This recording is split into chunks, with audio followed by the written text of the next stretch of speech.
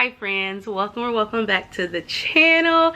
So glad we get to sit and talk today. I hope you guys are comfy. I hope you guys got a nice drink or whatever you're doing. I hope you're enjoying it. But today we're going to talk about everything I read in November, which November was a good month, but it was a slower month.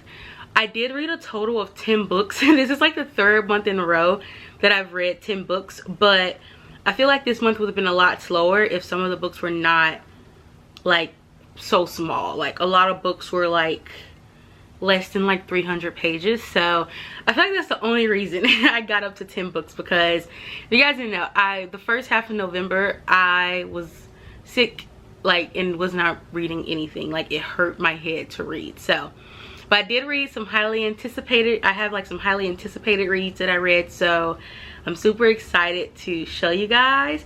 So without further ado, without further chit-chatting, let's get into the books I read. I've been talking to Santa, and he told me everything that you want this year. So starting out, which I'm really not going to be going in order, but this is actually the first book I read for the month. But I did a reread of Fourth Wing, and if you guys didn't know, I think it's my my June wrap up. I read this and guys, absolutely fell in love with it. If you know, you already know how many people love this story. It's like, it is so worth the hype. And so right before Iron Flame came out, I planned to do a reread. So I actually started it like end of October, but I was going like really slow. So I read a good chunk of it at the beginning of November, and I finished it like a few days, like 2 or 3 days right after Iron Flame came out. But I still give it 5 stars. Still definitely one of my top reads of 2023. Like rereading it just solidified it. Like everything that this book made me feel the first time around, I felt it the second time around too. So it was just like, I'm like, yeah, it's a solid 5 stars. So if you guys have not read Fourth Wing, I know everyone is talking about it, but guys, like, please read it. Please read it. It is so worth it. And next I read the sequel, or I guess the second book in the series, which is Iron Flame. And if you guys didn't know, it came out November 7th. It was literally like crazy. Like you have Barnes and Nobles doing release parties, like book clubs were doing release things. Like this book literally had so much hype around the release date. Like I think it was sold out on Amazon, like the special edition cover, like it was sold out before it even released. So lucky that I did order mine like way in advance. But this is actually the paperback copy that I got from Blackwell's, which I love the paperback copy as well.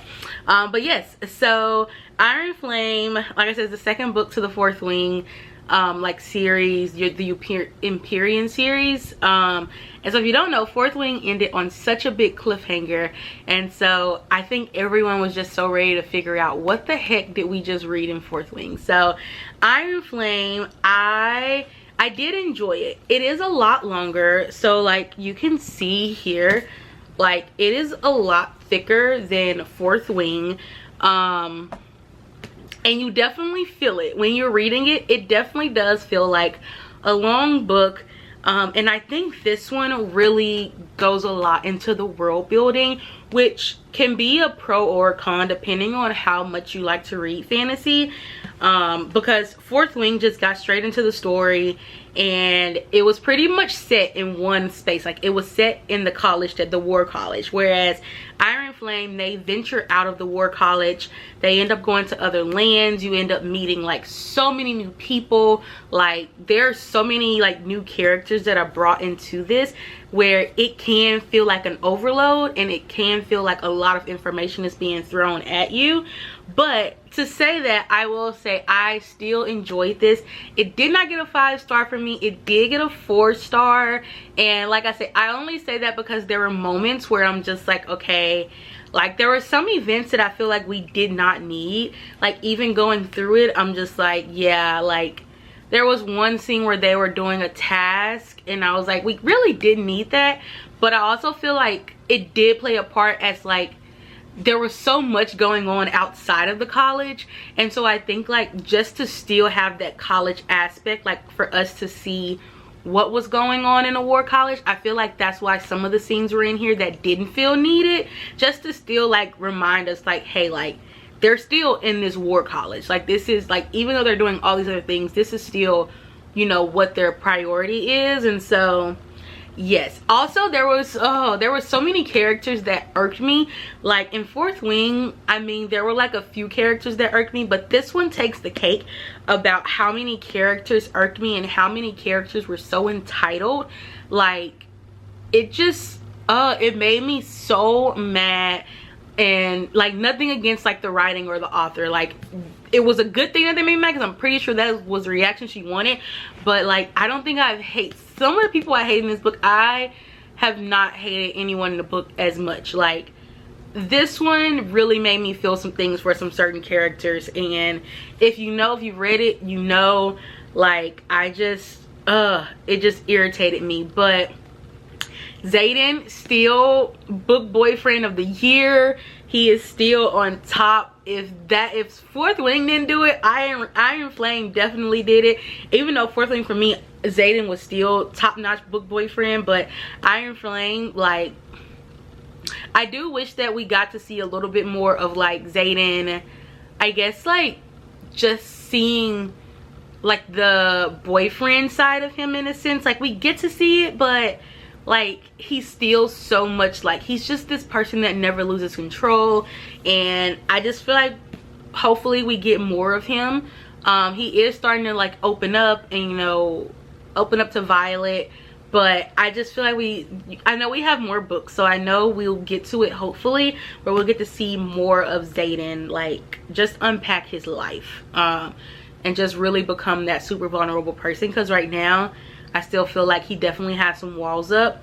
Like yeah, you can definitely tell that there's still some things that he is just not ready to talk about, which is okay, because him and Violet have not been together long, and then at the beginning of the book there's this whole ordeal about why they're not together, and so there's like a lot of things that plays into part. So that's why I give it 4 stars, because even though there's some things I didn't like, I see the reasoning behind it. But overall, I think like I said, the biggest reason it did not get a 5 stars is just because of the length. Like there were just some scenes I feel like we did not need, and I just felt like I was just like kind of gazing through it. Like I was just like, yeah, I'm not like fully invested in certain scenes, whereas Fourth Wing, like I was fully invested. Like I was not missing a word on a page. So that's the difference for me. But like I said, I still very much enjoyed it. Highly recommend that you read it, especially if you read Fourth Wing. Like you're gonna want to read Iron Flame. And so yes, Iron Flame does end on another cliffhanger, so of course I'll be reading the 3rd book. Like I am definitely still into this series, definitely waiting for the 3rd book, which I think Goodreads actually just released, like it's expected to come December of 2024. So hopefully, you know, we'll get more, I guess like it'll kind of be on the level of Fourth Wing in a sense, because it's a little bit more time, whereas this was like a really big turnaround for this book. I don't think I've ever seen like a fantasy series released so fast, like with the time frame. So hopefully, you know, the next one is a 5-star read, but as of right now I am still absolutely loving this series. Finally guys, oh my gosh, if you guys have watched any of my videos, if you follow me on Instagram, follow me on Threads, you already know how much I have put this series put off completing this series, because I just know this is going to be the biggest book hangover of my life. But I also know I need to read it, because I think me holding off on it is like keeping me from starting other series by this author. But I finally picked up the novella of the ACOTAR series, with of course A Court of Frost and Starlight, and I think I picked it up at the right time, because this book definitely gives Christmas vibes. Like they are celebrating winter solstice, and you know, they get gifts and stuff for each other. It's snowing, so it's just like, even though they don't call it Christmas, it's very much Christmas vibes. They just finished like the war from A Court of Wings and Ruin, and so it's a very good segue into A Court of Silver Flames, which I just started, and I am enjoying it. The different point of view is really getting to me. Like sometimes I wish, like, I'm like, man, I want to know what Reese and Nestor are doing. I mean, what Reese and Feyre are doing. Sometimes I'm like, give me their point of views. But needless to say, I'm still enjoying it. And so I did give this one, I know some people give it, since it's a novella, they don't give it 5 stars, but this was a 5-star read for me still. Like, so far every book has been a 5-star, and even though it's a novella, I feel like it did what it needed to do. Like, it created that segue. It gave you just like all the feels. It was a quick read, you know. There wasn't so much like, we just got off a roller coaster with A Court of Wings and Ruin. Like, that book, I cried, I through the book. There were so many emotions within that book, and so I think this was the perfect, like, I guess, like, rest or something. I don't know what word I'm looking for, but it was like the perfect opportunity to just kind of take a breather from like all the chaos that we just experienced. So I love it. I think this was like the best thing ever to like put a novella in the middle, and I do think it's definitely needed. I do not recommend skipping this one and going into A Court of Silver Flames, because there are some things in this one that I think that just really ties into The Court of Silver Flames, and it's a good segue. So I know it's probably not the best in the series for people, but I think I love this one equally as much, which is why I give it 5 stars. Also, guys, I have my Christmas lights on my bed. Like, I'm just like feeling all the Christmas vibes. I'm so ready. Next, also a fantasy. I finally started the Once Upon a Broken Heart trilogy. So I read the first one, and guys, I was thinking about doing this one or continuing Throne of Glass. If you guys watch my 24-hour reading vlog, you know I started Throne of Glass, but I stopped it, and I'm actually gonna go to Assassin's Blade, because for a minute I just kept going back and forth about what to read first, but I think I finally made the decision to go through Assassin's Blade. But I have been wanting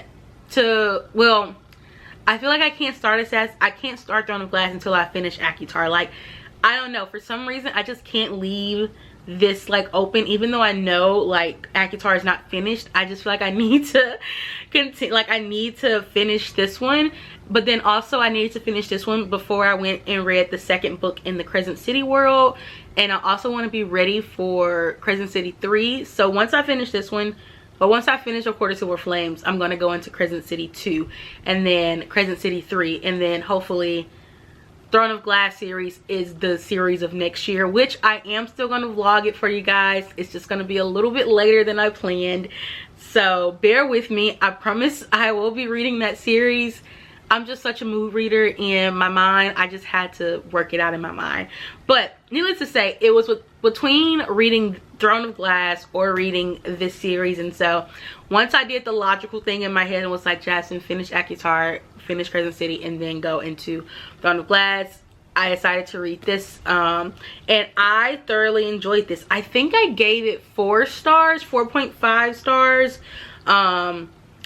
And it was good. It was really good. It's very fairy tale-esque. It's very like just dreamy in a sense. And I don't know, even though like things were happening that like would originally like I guess bring a lot of tension or bring like a lot of adrenaline, like for some reason it didn't do it, but I actually enjoyed it. Like I wasn't mad that like, oh, like I'm not feeling like so much adrenaline rush. Like it was just like a cozy read in a sense. Like I don't necessarily say if I'll call it a cozy fantasy because there's still some stakes, but in a sense it was like a cozy fantasy for me. So I highly recommend this series. I did not read the Caraval series first. I know people say you want to read that first if you ever do want to read it, because this series kind of, I guess, spoils some things in the Caraval, but honestly I'm not too worried about it. Like I do plan to go and read the Caraval series. It may be next year, it may be the year after next, but I will read it, and I'm pretty sure by then this book will be like this series. I may need to reread this series, so I don't feel like I'm going to spoil it too much for myself. But I am going to continue this series this month, so I'm going to start A Curse of True Love. No, The Ballad of Never After. And then if I finish that this month, I will do A Curse of True Love as well this month and finish it by the end of the year. But yes, this one is so good. And basically it's about this girl, Ava, Evangeline, but we call her Ava. And y'all, if any female character annoyed me, that is one female character that annoyed me. But the guy that she wants to be with is betrothed to another woman, which turns out to be her stepsister, and she just wants to make a wish for this wedding to not happen so she can be with this guy. And the person she ends up making like the wish to is, I forget what they call him, the god of the Prince of Hearts. That's what they call him, the Prince of Hearts.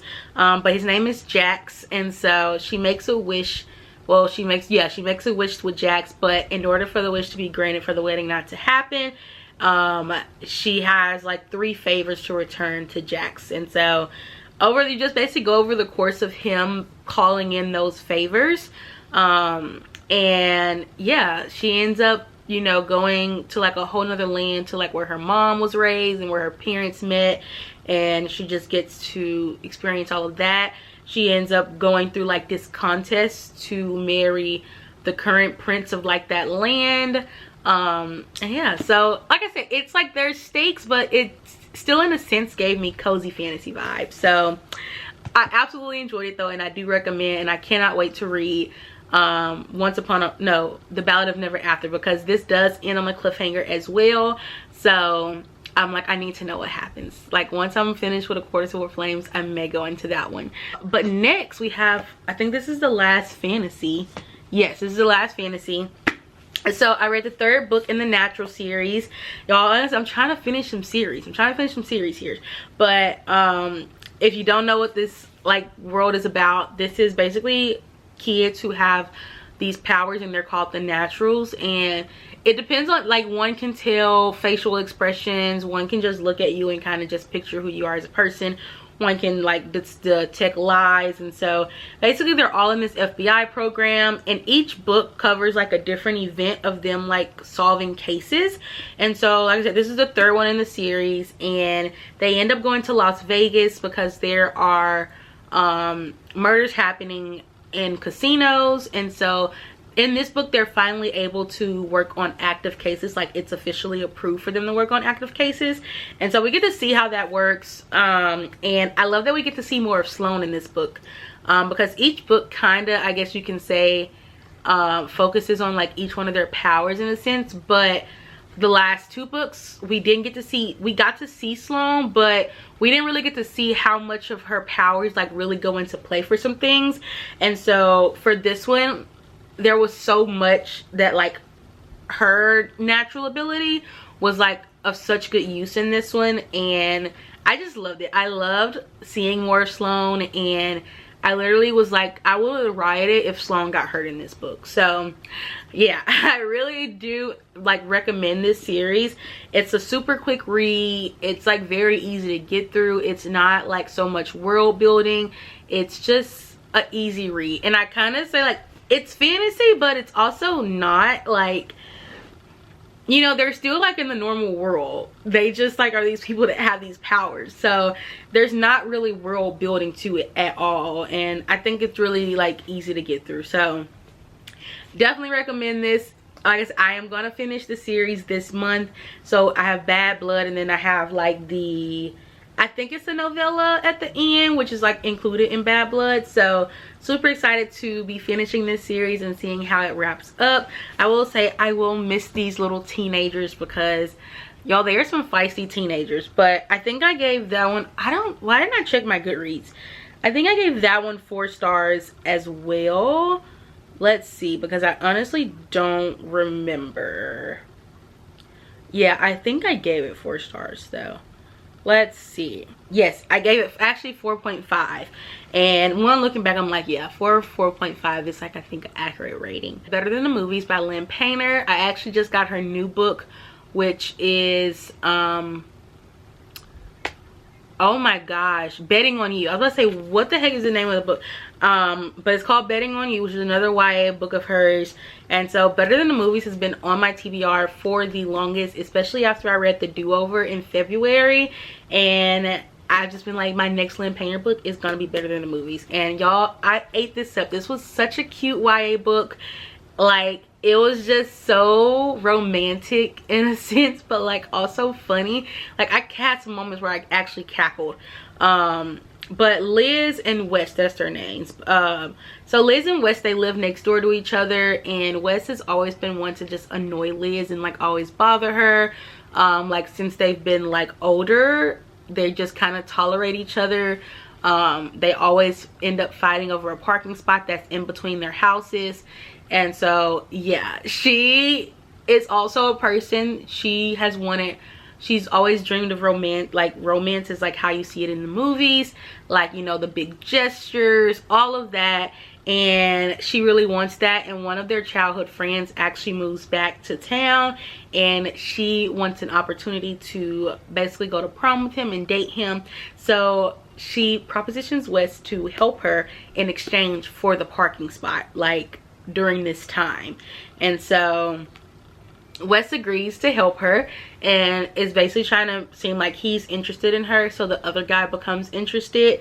And it turns out really cute. Like you see like just how much like Wes actually is like doing for her, and Wes is just like, he just seems like such an innocent boy. And you know, I think he's like very much misunderstood, especially in the eyes of Liz. Like she starts to learn a lot more about him once they like actually start this, because like I said, they just kind of tolerate each other. They never hang out in the same circles. Like even though they're the same age, like they don't really hang out with each other. So it was nice to see, like, I guess you could say her glasses come off when it comes to Wes. And so highly recommend this if you just want like a quick, you know, romantic little YA rom-com, because I think it did what it needed to do. I was like I read it in between, I was reading fantasy books, and so I read it in between. I think it was like the perfect little like palette cleanser for all the fantasy books I was reading. Next we have, actually I have two books. I finally started this series, which is I've also had for so long. I think this was actually when I first got into reading. This is one of the first series that I bought.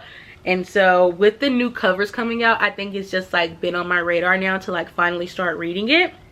But I read the first two books in the, is it the Briar U series? No, the Off-Campus series. So it's The Deal and The Mistake. So The Deal was first, and guys, this was Hannah and Garrett. And y'all, I freaking love Garrett. I see the hype. I see the hype around Garrett because this was just so freaking cute. And I love that, like, I haven't read a trope like this. Like, it was tutor to lovers, I guess. So Garrett is a really big popular hockey player at their school, and Hannah takes a certain class with him, and the teacher is basically like really hard, and Garrett needs to pull up his grade on a certain retake of a test in order to be able to play hockey again, or to play at the next game. And so Hannah finally agrees to tutor him and help him prepare for it. And so over the course of that, you just get to see their connection grow and change, and you kind of get to see Hannah, well, in a sense, it's kind of better, it's kind of just like better than the movies, because Hannah loves this, well, not loves, but she really has her eyes on this football player. And so in agreement to help Garrett agrees to help her basically get the attention of this football player by like being seen with Garrett, because Garrett's like, you know, this popular person. So it's like, it's definitely going to get the football player's attention if, you know, she's hanging out with Garrett. So needless to say, it changes, you know, her view. You know, she starts to forget about the football player in a sense. But there's also like, you know, Garrett, his dad is like a famous hockey player, or like retired hockey player. So you get to see that play into like how that impacts their relationship. And then you just get to see a lot of Garrett's friends. But yes, so I really love that. And I love that, like, just like it was just such a found family like in this book with the hockey players and Hannah's friend. So yes, I gave this one, I think I gave this one a 5-star actually. Let's see. I gave Better Than the Movies 4 stars. but I gave the deal, I gave this one 4 stars. But not looking back, I feel like I probably would give it 5 stars because I love this book. I loved it. It was just, I'm kind of mad that I put it off for so long because of how much I enjoyed it. Like, it was a perfect hockey romance, and I just love the off-campus people. Like, I'm so ready to like start the 2nd generation one, which is what kind of also made me go ahead and pick this book up, because everyone is loving the Graham Effect, but I'm like, I need to read this series before I go into the Graham Effect because it's like the 2nd generation. But then I picked up the 2nd book, which was The Mistake, which this one was really good also. So you have Logan, well, John Logan, but they call him Logan, and you have Grace. Grace is a freshman, and then John is a junior. And so it's so funny because it's kind of like a one-night stand almost, and that's the only thing. Like, it was kind of unrealistic in a sense. Like, I don't know anyone who would do this, but I guess so Logan is looking for a party, and he forgot his phone, and he ends up going to the wrong room, and the room he ends up going to is Grace's room. And in that, she invites him in to just go ahead and finish, like, he sees she's watching a certain movie, and so he asks, can he stay and watch the movie? So they end up watching the movie, but then it leads to other things, but the night does not turn out how Grace wants it to, and Logan basically continues to think about it like the next week, and then finally comes back and, like, you know, comes back to her room and tries to make things right, and they start, you know, I guess you can say a friendship, but like a friends with benefits situation. And because Logan is like he's also a popular hockey player, and he is not a relationship type person. So yeah, and Grace is like, she is kind of just going with the flow in a sense. Like, she's like learning college, she's learning to find her worth and not let, you know, other people decide things for her. So she's just like really learning the college life. But yeah, I gave this one a 4 stars, but looking back, like I said, I think The Deal does deserve 5 stars. I didn't love this one as much as I love The Deal, but it was still really good, and you get to see Logan kind of get over his crush with Garrett's girlfriend. So you got a little tea there, a little, you know, animosity, just a little bit, nothing too much. But yes, I did enjoy this one. I read it on my Kindle. I read both of these on my Kindle, but I highly do recommend that you start the series if you have not, because it is definitely worth it. I don't even know how I did this. I did not expect to love this book this much, but I ended up reading this in less than 24 hours, and it is a 500-page book. Like, I am not kidding. So I ended up reading Twisted Hate, and so if you guys know, I actually did a reading vlog on me reading Twisted Games, and then I read Twisted Love a while back, and so I finally picked up Twisted Hate. I don't know why I kept putting it off, but I just kept putting it off for some reason. I don't know, I feel like I just wasn't interested in Jules and Josh's story, but I take every word I said in my head about that, because I ate this up. Like I said, less than 24 hours. It was so good. I did not think I would love them that much. So if you have not read Twisted Hate, definitely recommend it. But you have these two people that basically hate each other. Like, it's it's a best friend's brother, but also sister's best friend.